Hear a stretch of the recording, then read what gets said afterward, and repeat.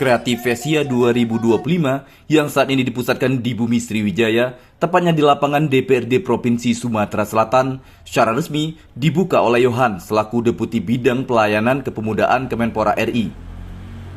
Kreativesia 2025 ini diikuti sebanyak 139 peserta dari 35 provinsi dengan 8 kategori, yakni musik atau vokal solo, film atau sinematografi, fashion, kuliner, kriya teknologi informasi, serta desain grafis.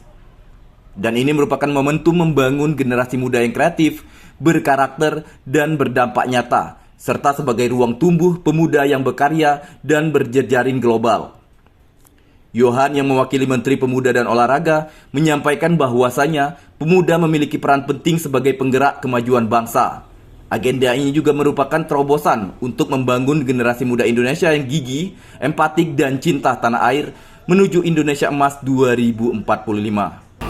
Pekan Kreativesia ini merupakan ajang pertemuan dari para komunitas pemuda ya, yang memiliki ide kreatif, inovasi di dalam bidangnya masing-masing.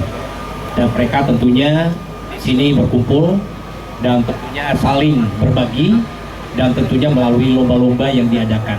Dari antusias dari para pemuda dari seluruh Indonesia ini antusiasnya sangat baik sekali, sangat tinggi sekali animonya. Dan Provinsi Sumatera Selatan, terima kasih kepada Kemenpora khususnya yang telah mempercaya Sumatera Selatan sebagai tuan rumah penyelenggaraan Kreativesia ini tahun 2025 ini. Dari kegiatan ini diharapkan mampu menghadirkan solusi dan kontribusi nyata bagi kemajuan Indonesia. Dari Palembang, Sumatera Selatan, Erwin Setiawan, iNews melaporkan.